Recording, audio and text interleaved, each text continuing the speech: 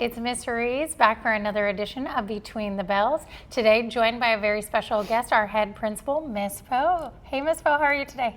Doing well. How are you doing, Miss Ruiz? I'm so good. I've really enjoyed all of these episodes just so that our students kind of understand our expectations for the year, get to know some of the new things that we have going on and some of the changes from what they might have experienced in the past here at Clear Falls. So the topic we're going to talk about today is the electronic device policy. I know it's very different in some people's minds, but it's really not so different. So you can kind of tell me a little bit about what is the electronic device policy and what might be that difference that they've noticed between last year and this year.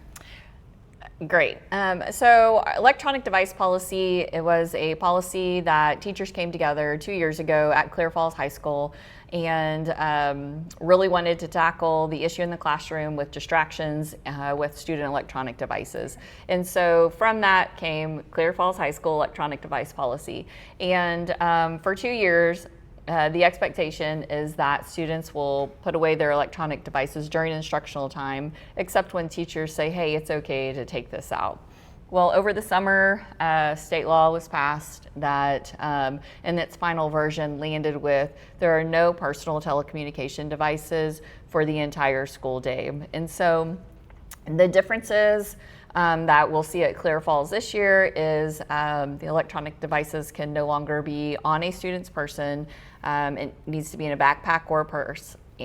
And I'm so sorry. It is okay. I know you haven't been on camera in a long time, so it's completely fine. Okay. Tell me a little bit more. You were saying that it can be in a backpack or a purse. Where else can it be? Each classroom will have a designated standardized bin for electronic devices, and the students will have the option as well to put them in there. Okay.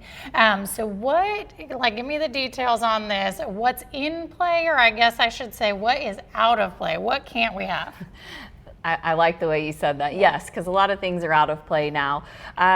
So, of course, the big one, no cell phones. But it also, since it is all personal telecommunication devices, it includes personal laptops. It includes AirPods or earbuds. It includes smartwatches. It includes any device like a Kindle that can transmit any type of signal by way of Bluetooth. Okay, so definitely a change from what we've seen in the past. What about their personal laptops? Some students don't always check out a laptop, or they might have opted not to check out a laptop. Are they allowed to use their personal device, or do we have a plan for that? With this new law and district policy, they are no longer allowed to use their personal laptops. So we do have a plan for that because we do realize not every student took advantage of our one-to-one initiative with technology from the district. And so during the first week of school, we will have a time designated for anyone who needs to have a student laptop issued to them, or if theirs just isn't working from over the summer, etc., or needs a repair, there will be time for that as well. Awesome.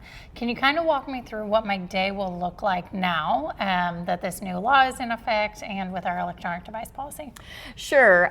So at Clear Falls, we elected for our start time to be 7:20. So at 7:20, the expectation is that you are, yes, in first period, but not only are you in first period, all of your personal telecommunication devices are powered down and turned off. That may be a little redundant, but that they are off and they are not on your person. So again, it'll be in that backpack, purse, or that designated bin.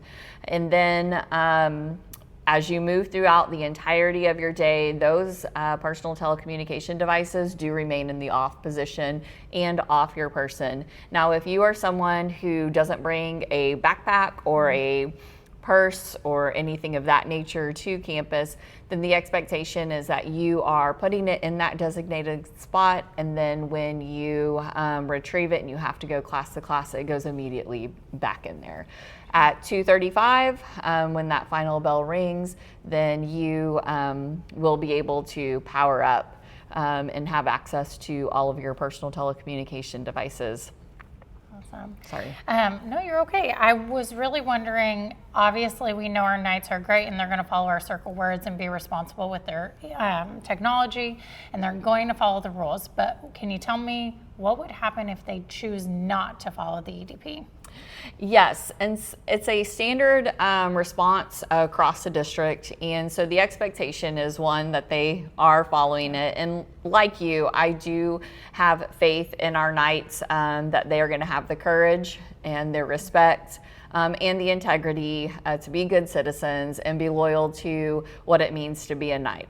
But in the event they choose not to follow it, the first time, anytime a student is in possession of a personal telecommunication device, we will ask for that device.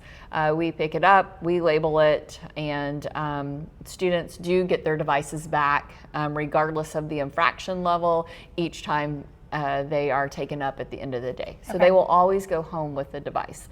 In the event they have multiple offenses, the consequences do escalate.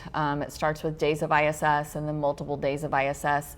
And then eventually, yes, it can get to a recommendation to AEP, but I don't expect us to go there. I do have faith in our student body. I have watched them respond to our current electronic device policy, and I couldn't be more proud of them. Yeah, I agree. Again, I know this is a little bit of a change, might be a little startling to some people at first, but it's something we're going to adapt to and change throughout the year with. Thank you so much for taking the time to talk to me today. We have a lot of people who might not really know you outside of just being Principal Poe. So is there something that you want them to know a little bit about you outside of school? Sure. I'm an avid surfer. No way. Yes, That's way. so cool. Yes. And so it's the ocean has been a passion of mine. Swimming's been a passion of mine, and I really fell in love with it. My degree is from A&M, but it's in marine fisheries, and so I started in College Station, but finished up in Galveston. Oh, cool. And from there, I got hooked up with Beach Patrol. Worked Beach Patrol for about 15 years. That's where I fell in love with paddling and surfing. I've been all over the world to surf. I frequent each coast a lot, yeah, it's a blast. That is really awesome. Well, thank you again for giving us all this information about EDP. Thank you guys for listening and making sure that you understand our expectations for this year. We know you're going to do a great job with this. And I hope you'll pay attention. We have one more video for you left today. So we'll see you back here real soon. Bye. Bye.